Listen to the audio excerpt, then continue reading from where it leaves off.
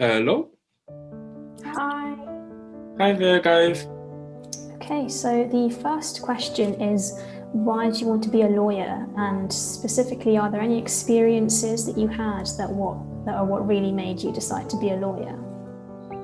This sounds like an interview. So the first question as to why I want to be a lawyer. So I was actually first introduced into law through an abuse of law. So I'm from West Africa, Ivory Coast, and when I started kind of preparing my personal statement to study law at university, I made reference to the civil law in to the civil war, sorry, in Ivory Coast. So that was my first introduction into law, and then later on during my early university years, I had some experience in corporate law firms, and I was very excited by the opportunities of kind of development in emerging markets in West Africa. So particularly law firms such as HSF, White and Case, to have really strong Africa practice areas. So I was attracted to the kind of project finance deals that happen quite often in West African countries, and the opportunity to develop the country's GDPs. I think it really boils down to experience. So I've had time in law firms, and you just have to find something about the work that you enjoy. So as I mentioned, I'm a massive fan of the kind of the M&A practices, the project finance deals. So it's just finding things that you enjoy. I know for other people, a lot of people are interested in sports, for example. Some law firms have practice areas dedicated to sports.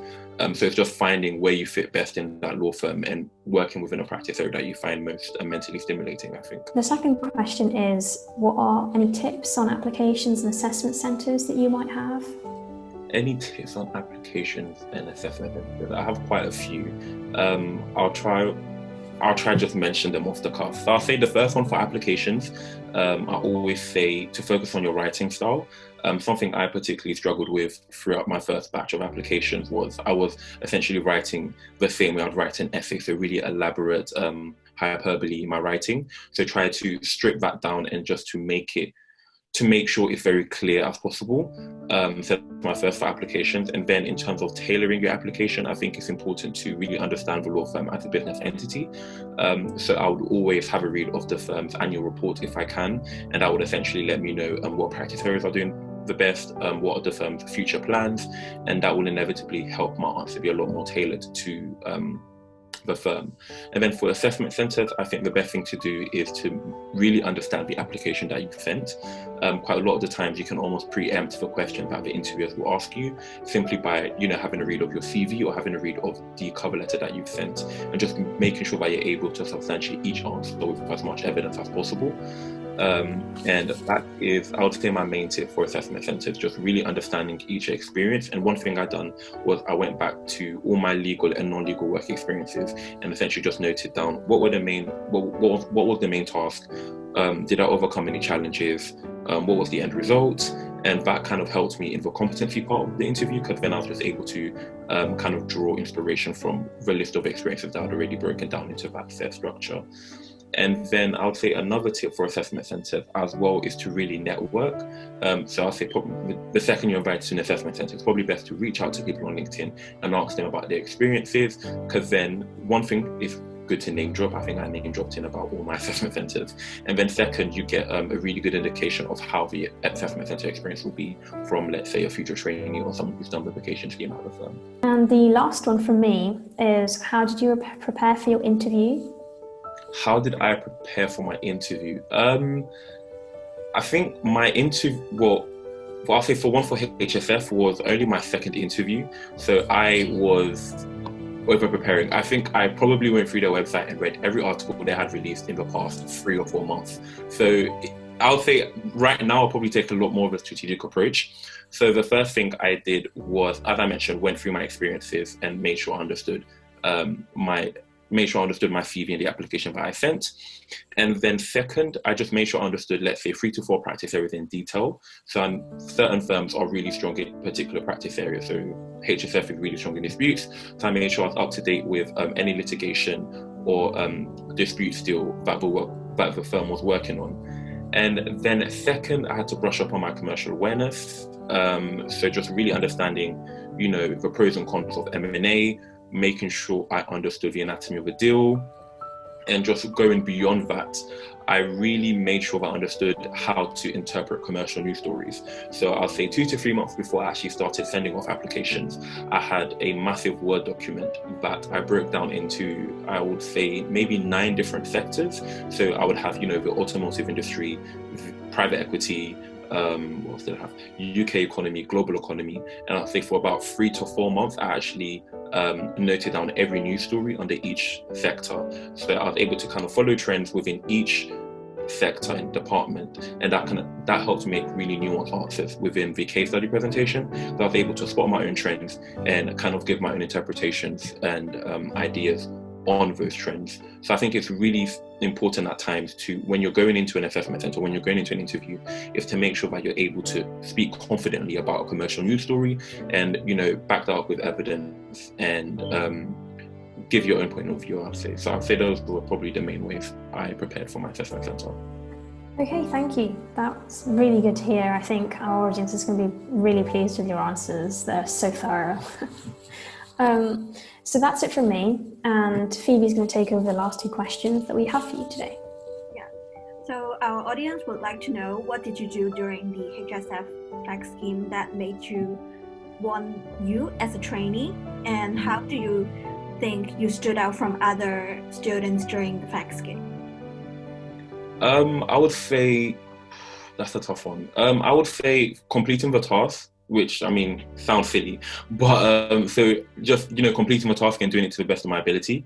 So really making sure that I was consistent with how I approached the task and making sure that it was clear in my writing. So a lot of the times we had to write like memorandums on case studies or memorandums on deals. So just making sure that I was going beyond just writing an essay, but let's say in each memorandum I had my heading, I would bullet point down what the main topics were, and just making sure that it was very clear for the associate. Because in an essay you might write, 2 to 3 paragraphs and send it to your examiner, right? And they will just read it. Whereas an associate, they want things done relatively quickly. They just want to be able to take on as much information without having to read every single paragraph. So I would say I focus on the structure in how I actually wrote my memorandums, and then asking questions. During the vacation scheme, as much as you want to be a trainee there, I didn't even let that part cross my mind. I was like, okay, cool, I'm here for 2 weeks, so I'm going to do everything. And by everything, I was speaking to, so the 2 seats I'd done were in commercial disputes and corporate M&A, but I also organized meetings with partners in the finance department, partners in the competition department, partners in the tax department, and I think that helped me stand out in the sense that it showed that I was eager to learn more and to really understand the firm as a business entity and the various different practice areas. And I also heard that graduate recruitment also know when you're booking in meetings with other partners in the firm. So it just shows that you're proactive and you want to learn. And similar with my supervisor as well, I was always asking questions, just being eager to learn more about, the deals that my supervisor was working on, the experience they've had at HSF, and why HSF is such an amazing law firm. So I think, those are probably the main parts. And then also just being nice. It's underestimated, but really just being nice to everyone you come across.